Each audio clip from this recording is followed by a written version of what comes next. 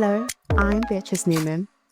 We're doing something a little different for this series, and I'll be your host instead of your usual host, Peter. This is the Underrepresented Entrepreneur series. Being a Black female founder myself, I know how hard it can be to do business in London. This series tells the stories of founders that have successfully navigated business where sometimes their backgrounds limit opportunities. What does inclusivity really mean when culture, community, and identity collide? Especially in spaces where stereotypes still linger. In today's episode, we're joined by the unapologetically bold Ahmet Emin Hondor, brand partnerships and new business at BSC, as he challenges perceptions and shares what it means to show up as your full self in an industry that doesn't always make space for difference. Get ready. This conversation might just shift how you think about inclusion together. Exclusion looks like not an exclusion, and that's the worst one. Exclusion is microaggression. It's between the lines. It's a look. It's an attitude. It's an eye movement. It's don't worry, I'll have that. Don't worry, I'll do that for you. It's those kind of sentences. It's being pushed out. It's not being able to go through the gate that you're supposed to pass. And this happened to me. Let's get this conversation going with Ahmet on today's episode of Venturing into Fashion Tech. Hello, listeners. We're back for another session, and today we have Ahmet Emin Hondor in a room. Did I say that correctly, Ahmet? That's perfect, actually. Amazing. Just for our listeners, do you want to give us a brief intro to who you are, and we'll just kick off with some other questions? Yes, of course. Lovely to be here today, Beatrice. Thank you. My name is Ahmet, and in Turkish, Ahmet, the H is usually a little bit silent, so that's a common mistake. But you said it perfectly. Amazing. So I'm Ahmet. I work currently at British Fashion Council, looking after partnerships and new business. And I've been doing this for a while now in different organizations, one of which is also Pride in London, where I also look after fashion partnerships. And in the past, I've been doing that with a smaller scale, with more emerging businesses. I've been in the fashion industry for about almost 15 years now. That makes me feel old. I got a chance to work in a lot of different parts of the fashion industry. So I started my career as a stylist in magazines. I was a menswear stylist and a fashion editor. And then I started working with young designers, supporting their brands and in PR and events. And then since then it evolved into partnerships at the end. But I got a chance to be involved in different aspects of the businesses, which I'm really happy about. I think it gave me a lot of perspective on especially what designer businesses need or how they do things. And yeah, I find that quite like a important asset that I had in my career. That's really amazing. I didn't know you were a stylist before, so I'm gonna put a pin on that. We're gonna circle back to it, right? Or you might just answer this. I'd love for you to explore further the work that you've done, because you've worked really at the intersection of culture, commerce, and also creativity.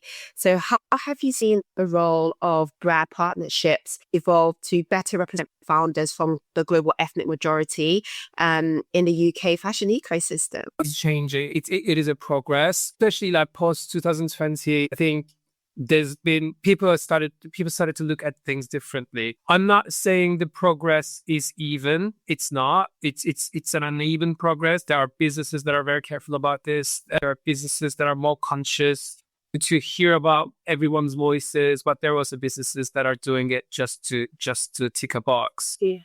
And that is something we all need to tackle in our personal lives. But from my overall perspective, I think that it's definitely I see a positive change. And I think the key here is identifying the tokenism and not necessarily cancel that, if that's the word, but maybe try to be involved in that. How can I make an impact there, or how can I start the impact from my small world, and then maybe trigger that change in a bigger perspective. That's how I always look at things. And from my experience, what I've seen is when we're creating partnerships, when we give the platform or the spotlight to business that needs the spotlight, it's so important to listen to them and give them to share their perspective completely objectively, rather than making it into adding genuine marketing activation or like some sort of overall strategy, just try to fit them in, rather than just play into the authenticity of what they have to offer. And then that's where the authentic change is. And I think more and more people, especially with brands that are working with emerging designers, I see that change, and I'm quite hopeful. Coming back then to this, you working as a stylist in your previous life, how then did representation come across to you when you were on these styling jobs, particularly when it was your time to select the garments and the brands that you wanted to work with? I think my styling experience was more, it was more than 10 years ago. And even then, I think that back then the things were quite different. And when I look back now, I was also trying to fit a box. I was trying to tone myself down, try to understand what the brief is from the brand and try to satisfy them. But when I look back after all of this experience and all of this in my pocket, I think when I look back, I would have done it differently, because I really believe the education is key. And I really believe in, we should all almost like assert our input, that just especially there's a value there. And when I look back now, that I don't think I showed that value enough, because we all, especially when younger, I think we all desperately want to fit in a box. And as a queer Turkish guy, I was desperate to be like others, to fit in that box. And I think it didn't let me be my authentic self. And I think it definitely affects the output there as well. And it's a shame, because now when I look back, I can't comment on how that would have been received.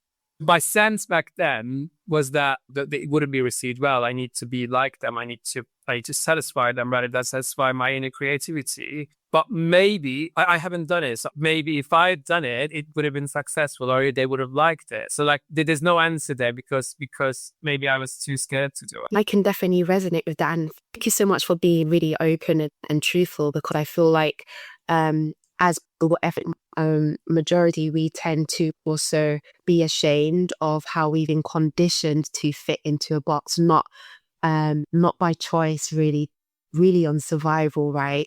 And having my own fashion brand and really pivoting toward really celebrating my culture, either to the detriment or hopefully future positive outlook for where I want my brand to go. I can really resonate with what you're saying, because even now, let's say my choice of using Black models, because that's what I identify with, but it doesn't mean necessarily that my audience is just Black. But really, how is that being perceived on a global scale for all types of, let's say, women, if I'm doing women's wear? And really, I think us trying to, as we have seen whiteness on a global scale do mean for everybody, could Blackness represent, a similar ideology? And I'd like to kind of pivot back then based on culture and representation. If you could give us a bit more about your Turkish background and maybe what you've learnt in the past, how is your culture and Turkish influencing the current work you're doing? I feel so privileged to be Turkish, living in the Western world, especially in such an exciting city like London. It's because it gives me perspective on a lot of things in a different way. So Turkish culture, it's a Mediterranean culture. So like we relax, we like to chat, we live in communities. It's so important. The bonds, the sharing, everyone's so passionate, everyone's so together all the time. And when I first moved to London, it was more about like individuals. Everyone's like, the people have a lot of boundaries, which I really respect. People like to live individually. I think it just creates a difference. It takes a while to adapt to that. And that is the same in professional life, if you ask me, because in Turkey, when things could be done more, maybe quickly, more like less thorough backgrounds, or just research. Whereas in here, I see the opposite of it. But so where I'm at it in this time of my life, I see that I can balance those two things. So at least I try to get the best of both worlds of practicality, but also doing things thoroughly and just going into deep understanding of things. And that goes from my professional life to all the way to my social life, and I learn more boundaries in here, and then just that helps me balance and protect my own self in social situations. Turkey has always inspired me a lot because it's such an intersection of Western and Eastern worlds. If you go to the West, it's a Mediterranean country. It's a very much like a European mindset and culture. If you go to East, it's more Middle Eastern. It's the culture is different. It's very unique. The art is different. The fashion is different, and the beauty of it is the harmony. So I think Turkey as a land has hosted so many different civilizations over the history, and I think they all left a mark on those lands. So I feel like as Turkish people, we get to basically have that. We get the chance to be exposed to that. And we've grown with that. So yeah, a lot of different principles of arts and creativity existed around us since I can remember. I love that. I love Turkish culture as well. My mother-in-law loves watching telenovela and she's in Sicily. So Yeah, loads of them. great. Yes, they are. Beautiful scenery as well. I must visit sometime. I love the word community, Amy, and how that's really shaped your interaction and who you are with people. And I think it's really important that we adopt our own selves in culture, and how that really makes us unique and have a representation of different skills that supports the wider ecosystem of the work that we do, particularly in fashion, right? So when we do talk about representation and understanding that that's one thing, but equity is also another. So what does meaningful inclusion look like to you when it comes to brand partnerships and business development in fashion? I think meaningful inclusion versus I don't know how to say, like a surface kind of like representation is really important distinction that we should all be aware of. We should look into things when we are exposed to them. And because representation is important, and it is about being seen. It is about being there. It's about being in the room. It's about getting a mention and the credit. Yes, and that is very important.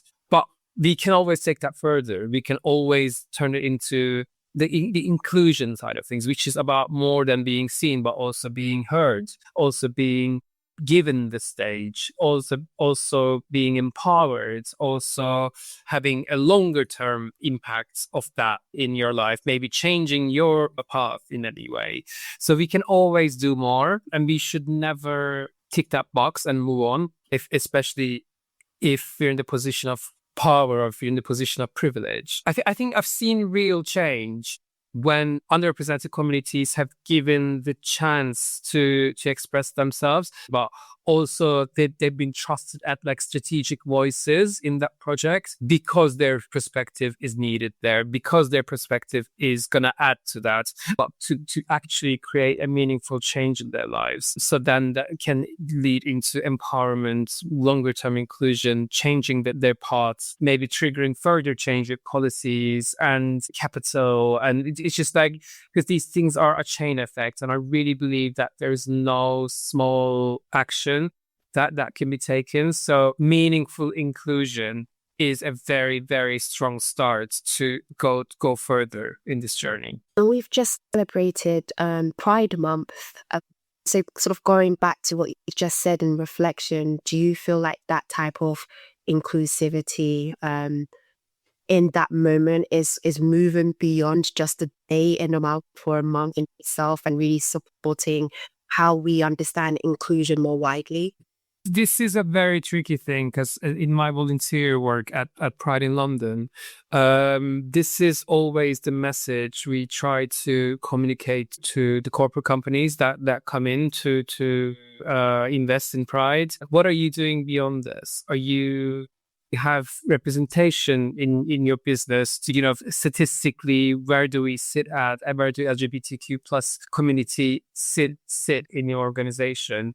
Is the representation there? If it's there, is it in the senior staff as well, or is it more in the junior staff? These are very important metrics to analyze situations. Unfortunately, to be very brutally honest, this year we saw a major downward shift in investments and in basically based on all of our outreach in all across all categories, because of the overall global narrative that's been going on against trans community, especially. So that affected things a lot. And that almost filtered the businesses that were doing it for the wrong reasons.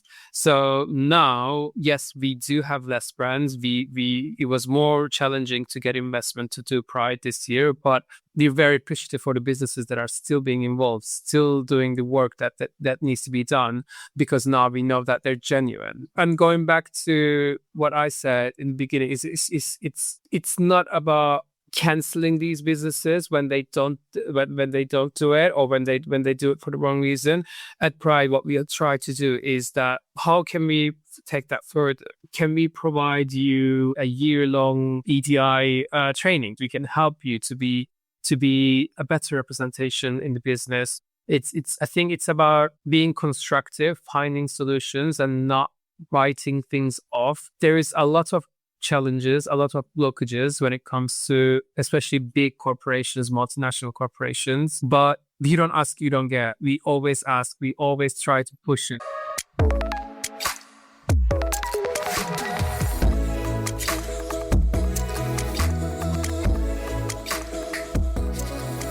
You can't really have representation without equity, and also vice versa, because if you don't have the people representing at the top, the way equity can't really be built in a more meaningful way. Sort of swiveling back to challenges, because I feel like that's always going to be a challenge when we talk about DEI, let's face it, is what does exclusion look like? We talk about inclusion, but actually what does exclusion look like?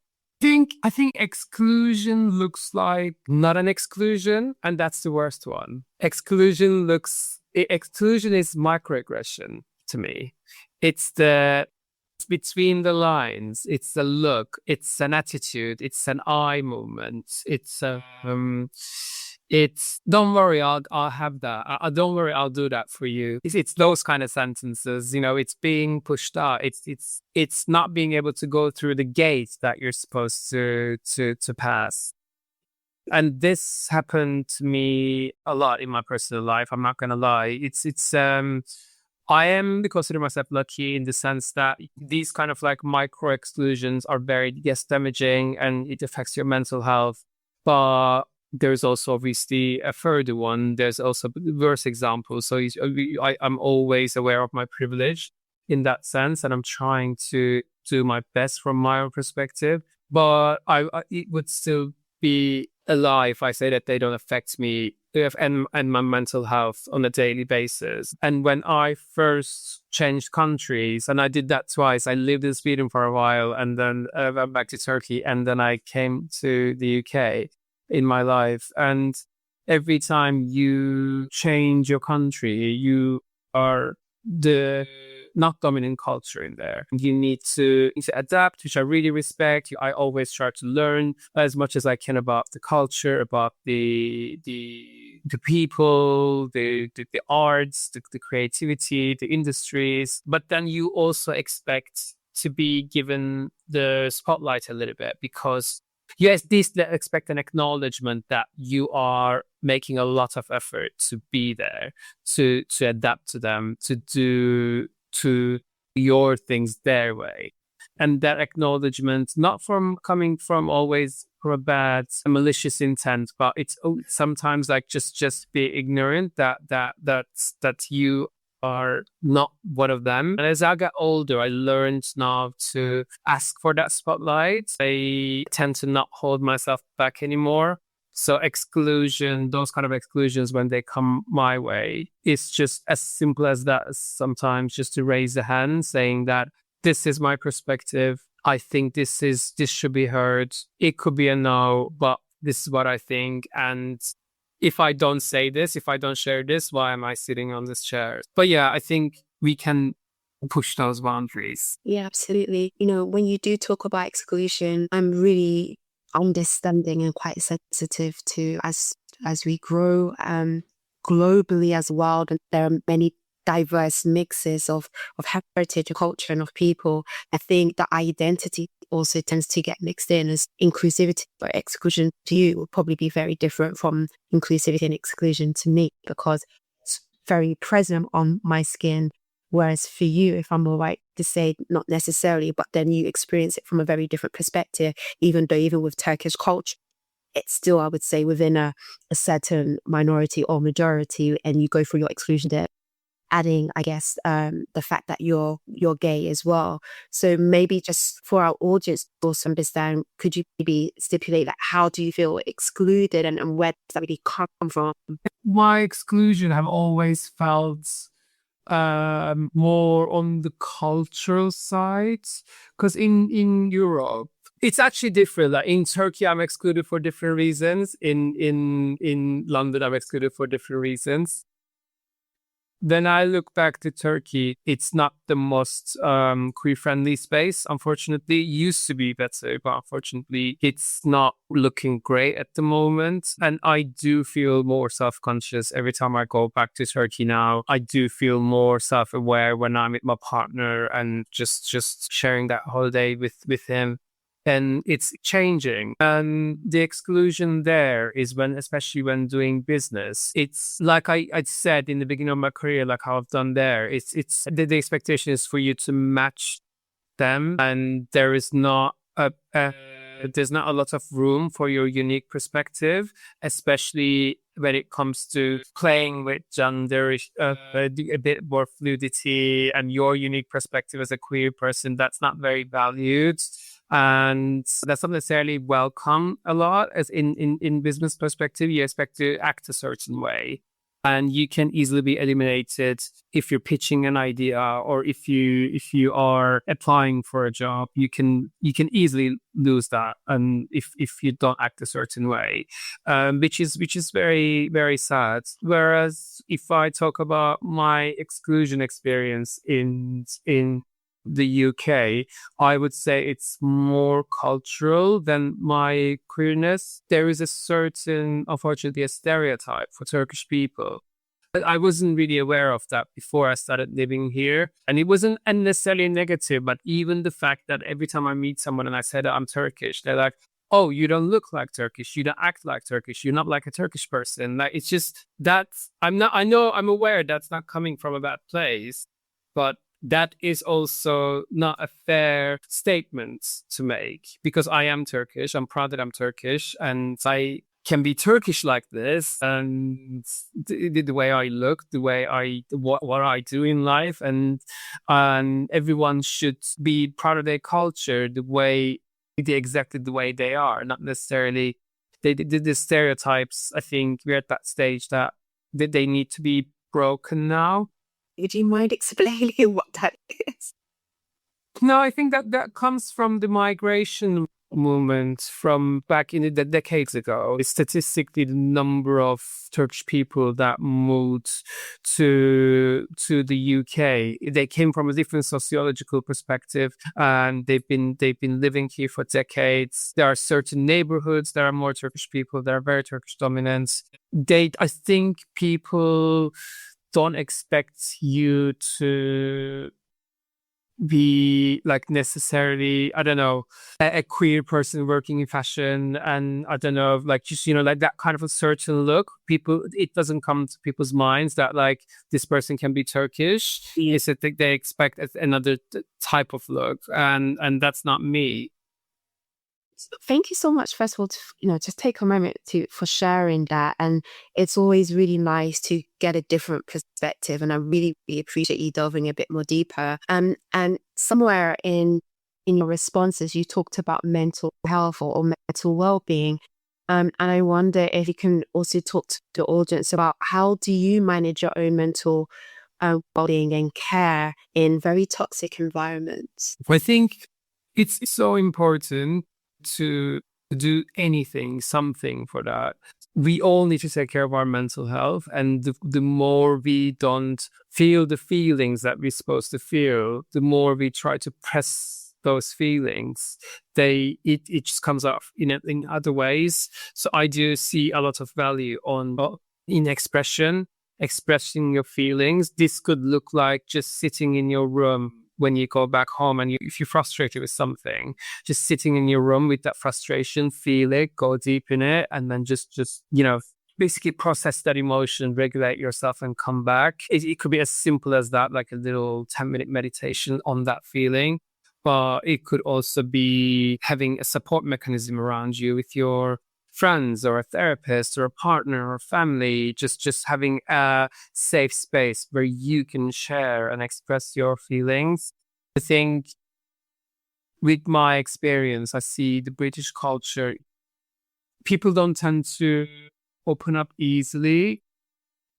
And that could be my Turkish background, where we share a lot and we sometimes overshare quite often with our friends. But I think whenever I see someone that I feel like struggling, I tend to, even if it's like a small coffee or tea in the office or whatever, I tend to invite them to basically let them know that I'm a safe space that they can share with me. So yeah, for me, I would say sharing, meditating. I'm a fan of Kundalini yoga, but it's not for everyone. Look and find your own thing, try other things, but do something to feel those feelings, to express those emotions. And I guess find the right people or community, if you will, to be able to sit down and in a way sometimes address that. Sometimes talking, helps and supports, right? So I definitely get that. And again, thank you so much for sharing. I guess sort of swiveling back or bring it back down to a bit more positive note, right? So maybe can you share the example of a campaign, partnership, or founder you've worked with or admired who has truly shifted the narrative in British fashion? There's so many.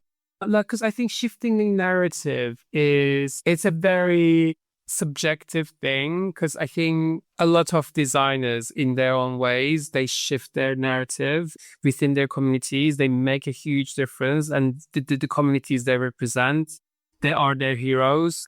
It could be a massive scale. It could be as big as a neighborhood sometimes. The best thing I love about my job is to see those kind of impacts on especially emerging designer brands. I think within my career, I got a chance to be involved with very small new starting businesses where we created accelerator programs to give the kind of support they need, from marketing to finance to design to products to sourcing, and seeing that, and then like how much difference it gives them at the end of those accelerator programs, and a little networking session that you create for them. It's just like how much they get out of it to be seen in that room. It's always a very proud moment. I also get a privilege to see these kind of like more bigger businesses that are global, that are super influential. The stuff they do is being followed by millions of people. So it's just like seeing that and how they use their voice, how they use their backgrounds to make that change. It's so beautiful. I can give you an example from an event that we've done recently, 3 months ago. Every year we do some sort of impact announcement. So it's basically the charity side of BFC and the kind of where that support goes. And then there's like an announcement event with press, basically where we announce the new gen designers and the initiatives and the funding receivers and all of that. And it's a beautiful event. And this year our lovely designer team created a showcase just to basically for the guests to enter first before they get to the staging area where we have the speeches. So you go in and then you see the designers that are recently joined the BFC network, either through college funds, and they're just basically very, very young businesses. And then as you go through, you move on to the designers that received our fundings, like Vogue funds or GQ funds, and then you move forward and then you see some of the designers that's been part of the initiatives that we have. And then you move on and then you start seeing the new gen designers that's been the new gen program. And then as you go, you see more established designers that are basically graduated from New Gen and become more globally influential business. So this is like almost like a journey that designers can go through when they join these kind of networks, not necessarily BFC, but like this could be that basically copied and pasted to any other industry or any other business model where you can see the importance of support and you can see the importance of being a part of a community where you can receive support. So the BFC, for our audience, that's the British Fashion Council. What advice would you give the emerging global ethnic majority founders looking to build powerful brand partnerships in an industry that's historically been difficult to access? Yes, advice. I would say don't wait for permission and just push for that spotlight, ask for that mic. I think that's the most important thing that in my personal experience, yes, not everyone can be ready from day one, but at least be mindful that that's what you should do and what you get there. And because I think the most important thing that we should all remember is that our cultural perspective is, and I say this very, very confidently now at my age, in my career, your cultural perspective is a business asset. If it's your own business, it's important for you. If you're working for a company, it's important for them. They might not know it yet, but you're responsible for educating them, and your cultural perspective is important. You should always share that with the world. Amazing. Thank you. I really love that. Look, Fyron, are you ready? Yeah. One. Right. So what's the most underrated skill a founder should develop when breaking into fashion? The boring ones. So I think the business skills, negotiation, pricing, accounting, these are quite underrated in my experience, especially with small designer businesses. So yeah, make sure you get support on these skills if you're not so confident yourself. Thank you. Love that. Miss One. Name one emerging designer or brand that excites you right now. Martin Rose. I'm a huge fan. Yes. And I think the references, the subcultures, and she really understands subcultures. She really uses her background and ethnicity the most beautiful way possible. And I think there is a really long and exciting way that we're going to see Martin Rose. It's just, yeah, I'm very, very excited about her brand. In 3 words, what should a great brand partnership feel? Transformative, collaborative, and exciting. Love it. If you could change one thing overnight in the UK fashion industry, what would it be? Can I change Brexit? You know what? Why not? Because, yeah. Let's change Brexit. I think that is a really good start. I love that. Last question. What's one book, podcast, or film that shaped how you think about inclusion or creativity? There's actually a beautiful film I've seen recently on Mubi. It's called A Crossing. And I recommend everyone to see that film. It's by Levan Akın. He's a Swedish director with Turkish and Georgian roots. It's a beautiful film about a Georgian, like an older woman with a younger guy crossing the bridge from Georgia to Turkey. It touches on the trans community in Istanbul. It touches on the immigration difficulties and issues. It touches on the importance of community. It really, really touched me. And I think anyone who watches that will feel the importance of community and maybe will feel a bit more compassion for all the people, the refugees and the Amazing. Well, that's on my list now. So thank you. Ahmet, it's been such a pleasure to talk with you today and for you highlighting the importance of inclusivity in the work that you do, community culture, and just that wonderful Turkish vibe that I miss it. Thank you so much, Beatrice. Thanks for listening. Don't forget to click follow to keep up to date with the latest episodes. And if you like this episode, please give us a review. If you want us to feature a specific theme or guest, please give us a message at beyondform.io. I will see you very soon.